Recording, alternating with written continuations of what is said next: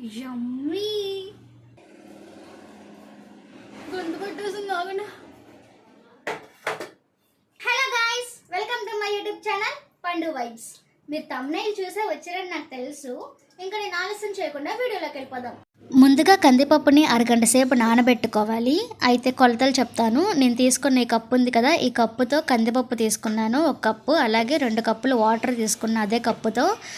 దాంతోపాటు ఇంకా ఒక పెద్ద నిమ్మకాయ సైజ్ అంత చింతపండు తీసుకొని దాన్ని కూడా నానబెట్టేసుకున్నాను. అవి నానేలోపు మన ఇంట్లో ఒక చిన్న పని జరుగుతుంది, చూపించేస్తాను. ఇప్పటి నుంచి డైలీ వ్లాగ్స్ వస్తాయండి. అందరూ సబ్స్క్రైబ్ చేసుకొని మన ఛానల్కి సపోర్ట్ చేయండి.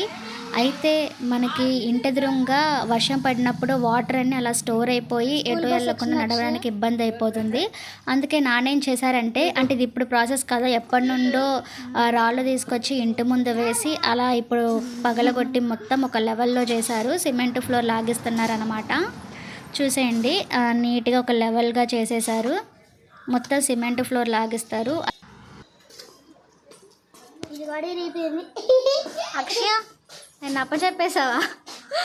అప్పచెప్పేసావా హోంవర్క్?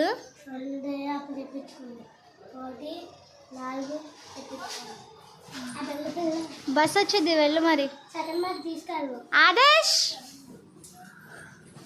బంగారం, ఆదేశ్ స్నాక్స్ పెట్టుకున్నావా? కందిపప్పు చింతపండు నానబెట్టి అరగంట అయిపోయింది. ఇంకా ప్రాసెస్లోకి వెళ్ళిపోదాం. అమ్మ స్టార్ట్ చేసేస్తుంది అనుకుంటా, ఇంకా వీడియో తీయలేదు. అయ్యా వంటగదిలోనే ఉంది, ఇంకా స్టార్ట్ చేయలేదు.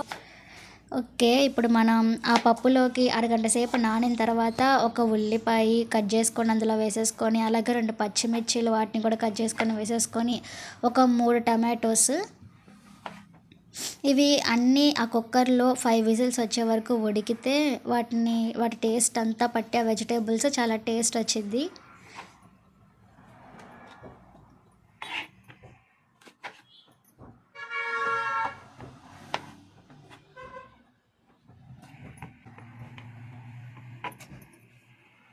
ఇలా అంతా కట్ చేసి దాంట్లో వేసేసుకున్న తర్వాత ఒక 1/2 టీ స్పూన్ పసుపు వేసుకోవాలి. దాంతోపాటు ఒక పావు ఆయిల్ కూడా పోసుకోవాలి.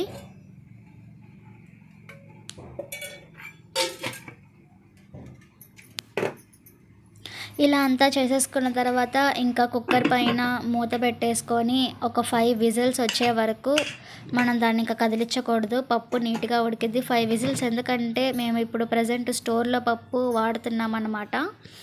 అందుకని అది ఉడకాలంటే 5 విజిల్స్ ఖచ్చితంగా రావాలి.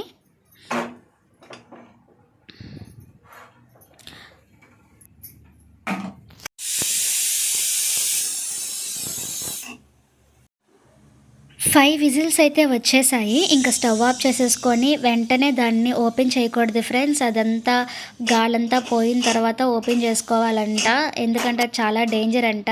రీసెంట్గా మా అక్కకి ఇంటి పక్కనే ఉంటుంది, ఆవిడ ఇలాగే కుక్కర్లో పప్పు ఉడికిస్తా కింద కిచెన్లో ఏదో పని చేసుకుంటా ఉంటే అది ఆ కుక్కర్ పేలిపోయి దాంట్లో ఉన్న పప్పు అంతా వచ్చి వీపు మీద పడిపోయింది. బాగా కాలిపోయింది పాపం. సో చాలా జాగ్రత్తగా ఉండాలి ఫ్రెండ్స్. కుక్కర్తో నీట్గా మూత పెట్టామా లేదా అవన్నీ 1కి 2 సార్లు చెక్ చేసుకోవాలి. అమ్మ అయితే ఇంకా ఉడికిన పప్పు నీట్గా స్మాష్ చేసేసుకుంటుంది గరిటెతో. ఇంకా కారం వేసేసుకుంటుంది.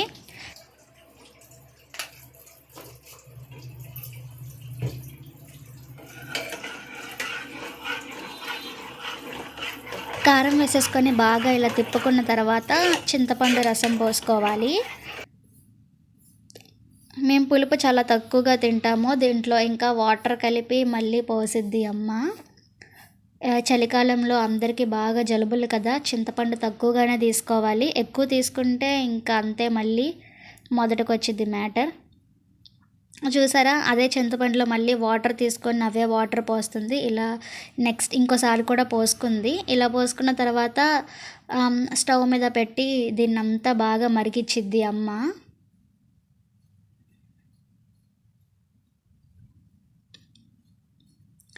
ఇవి బాగా మరగాలంట. అవి మరిగేలోగా అమ్మ తాలింపుకి అవన్నీ రెడీ చేసుకుంటుంది.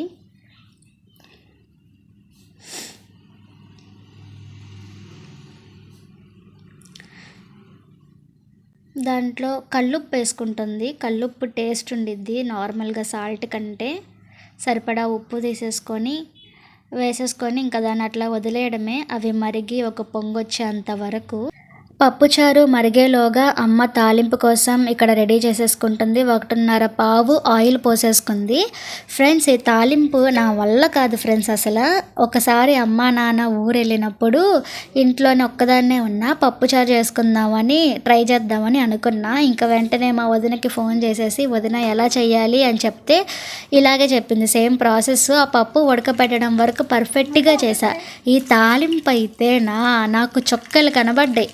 ఎందుకంటే నేను నార్మల్గా కోసిన ఉల్లిపాయలు తాలింపులోకి వేసుకోవడం నాకు నచ్చదు. జీలకర్ర, ఆవాలు, పచ్చిమిర్చి, ఎండుమిర్చి, చిన్నుల్లిపాయలు వేసేసుకొని డైరెక్ట్గా కరివేపాకు వేసేసుకుంటాను అన్నమాట. ఆ కరివేపాకు ఏంటంటే చింది మీద పడిద్ది, అదొక్కటి ఫుల్ భయం. వదినేం చెప్పింది, కరివేపాకు వేసేసుకున్న తర్వాత వెంటనే మూత పెట్టేసి తర్వాత తీసేసి అని చెప్పింది.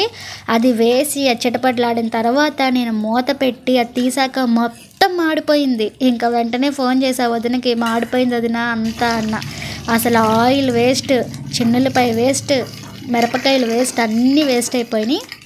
మళ్ళీ వదిన ఇంటికి వచ్చి తాలింపు ఎలా వేయాలో నేర్పించింది. అయినా కూడా కరివేపాకు వేసేటప్పుడు ఆయిల్లో చిటపట్లాడుతూ ఉండిద్ది. ఎంత భయమో. ఇప్పుడు నేను వీడియో తీసేటప్పుడు కూడా చేతి మీద పడతానే ఉన్నాయి చిన్న చిన్న ఆయిల్ చుక్కలు. తాలింపు అయితే రెడీ అయిపోయింది. ఇంకా చారులో పోసేసుకొని వేడివేడిగా తినేయడమే. లుకింగ్ యమ్మీ ఉంది కదా. ట్రై చేసుకోండి ఫ్రెండ్స్ ఇంట్లో. అంటే మీరు ట్రై చేస్తారులే, ఊరికే చెప్తున్నా. మా ఇంట్లో అసలు ఏం చేస్తున్నాం, ఈరోజు ఎలా వండుకున్నాం, ఏం తిన్నాం, వ్లాగ్స్ అంటే ఇవే కదా. మరి ఇంట్లో ఏం జరుగుతుంది, ఏం తిన్నాం అంతా అవే కదా. ఎంత కలర్ఫుల్ ఉందో కదా, చూస్తుంటేనే నోరు ఊరిపోతుంది. అబ్బబ్బబ్బా ఎంత కలర్ఫుల్గా ఉందో. నేను ఒక పని చేస్తా, అది ఆపేసి వచ్చి ఈ వీడియో రికార్డింగ్ చేసుకుంటున్నా. ఈ పాటికి అర్థమైపోయింది అనుకుంటా కదా. ఇల్లు ఊడుస్తున్నా ఫ్రెండ్స్. యమ్మీ. టేస్ట్ చేద్దామా?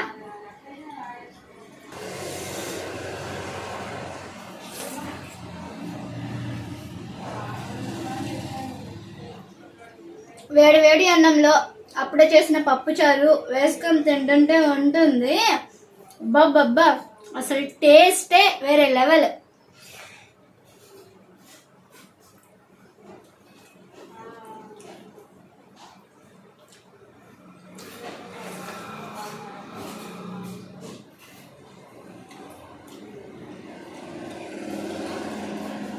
గొంతు పట్టేసింది ఆగనా.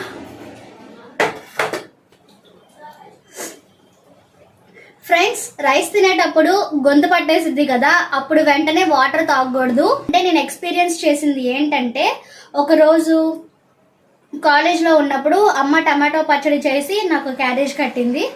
అయితే ఇంకా లంచ్ బ్రేక్లో తినే ముందు కొంచెం వాటర్ తాగాలి. అసలు అయితే కొంచెం వాటర్ తీసుకోవాలి తినే ముందు. అలా వాటర్ తీసుకోకుండా డైరెక్ట్గా మనం ఫుడ్ తినేసాం అనుకో, అది కిందకి అన్నం అనేది కిందకి జారకుండా అక్కడే హార్ట్ మధ్య. నువ్వు చూడమాకమ్మా, ఎల్లో నువ్వు చూడొద్దు నా కళ్ళ ముందు. నేను చెప్పను ఏమి ఎల్లో. అయితే ఆ రైస్ తిన్నాను కదా, ఏవి వాటర్ తాగకుండా డైరెక్ట్గా రైస్ తీసేసుకోవడం వల్ల ఇక్కడ పట్టేసింది. ఆ రైస్ అనేది లోపలికి వెళ్ళట్లేదు, అలానే బయటకు రావట్లేదు. అప్పుడు నాకు తెలియక నేనేం చేశాను, వెంటనే బాటిల్ ఓపెన్ చేసి వాటర్ తాగేశాను. అలా తాగడం వల్ల ఆ రైస్ అనేది కిందకు దిగట్లా, ఆ వాటర్ కూడా వెళ్ళట్లా రైస్తో పాటు. అసలు ఉక్కిరి బిక్కిరి అయిపోయింది. అసలు నాకు ఏం అర్థం కాలేదు. ఏంటి నేను చచ్చిపోతానా అనిపించింది. అసలు ఊపిరి ఆడదు. టెన్షన్ ఏమీ అర్థం కాదు. ఇంకా కొంతసేపు నించున్న అటు ఇటు తిరిగా పెద్ద వాంతింగ్ వచ్చేసింది నాకు తెలియకుండానే. ఇంకా వెంటనే నాకు ఆ ఫీలింగ్ తెలిసిపోతుంది. నేను అసలు ఎలా అంటే, పక్కన మాట్లాడుతూ ఉంటారు కదా ఫ్రెండ్స్, అన్నం తినుకుంటా మాట్లాడుకుంటా ఉంటే ఆ నాయిస్కి కూడా నాకు అసలు మైండ్ అంతా ఒకలాగా అయిపోయింది. ఎలా అంటే సైలెంట్గా ఉండాలనిపించింది. ఇంకా నేనేం చేయకుండా అవన్నీ అక్కడ వదిలేసి వెయిటింగ్ హాల్కి వెళ్ళిపోయా. అలా వెయిటింగ్ హాల్లో కడుగు పెట్టారా లేదా, ఇలా వాటర్తో పాటు ఇక్కడ పట్టేసిన రైస్ అంతా ఇట్లా బయటకు వచ్చేసింది. ఫ్రెండ్స్ అలాంటివి చాలా డేంజర్ అనమాట, ప్రాణానికి చనిపోవడానికి దారితీస్తాయి. జాగ్రత్తగా ఉండండి. ఇప్పుడు నేను చేసిన మిస్టేక్ కూడా ఇదే. తినే ముందు ఖచ్చితంగా వాటర్ తీసుకొనే రైస్ తినండి, ఓకేనా? ప్లీజ్ అలా చేయకుండా ఉంటే ఇప్పుడు నేను ఎక్స్పీరియన్స్ చేసింది మీరు మళ్ళీ చేస్తారు. దాని తర్వాత ఒక 4-5 టైమ్స్ నేను మిస్టేక్స్ చేస్తానే ఉన్నా ఇప్పుడు కూడా. ఇక ముందు జాగ్రత్త పడతాను, మీరు కూడా జాగ్రత్త పడండి ఫ్రెండ్స్. అయితే పప్పుచారు అయితే టేస్ట్ చాలా బాగుంది, మీరు కూడా ట్రై చేయండి. అంటే నార్మల్గా అందరూ ఇలాగే చేసుకుంటారులే, కానీ టేస్ట్ చాలా బాగుండిద్ది. ఫ్రెండ్స్, ఇందాక నేను అన్నం తింటుంటే నాకు గొంతు పట్టేసింది అని చెప్పాను కదా, దానికి సొల్యూషన్ చెప్పడం మర్చిపోయాను. అయితే వెంటనే వాటర్ తాకండి. అలా గొంతు పట్టేసినప్పుడు లాంగ్ బ్రీత్ తీసుకోవాలి.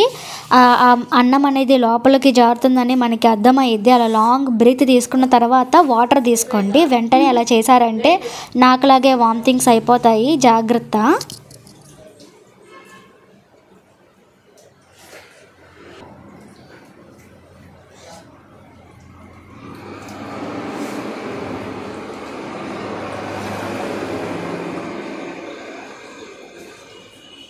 మన వీడియోస్ కనుక మీకు నచ్చినట్టయితే లైక్ చేసి, కామెంట్ చేసి, షేర్ చేసి, అలానే మెయిన్గా సబ్స్క్రైబ్ కూడా చేసుకోండి. పక్కనే ఉన్న బెల్ ఐకాన్ మీద క్లిక్ చేస్తే మన అప్డేట్స్ అన్నీ మీకు వస్తాయి. Okay, bye.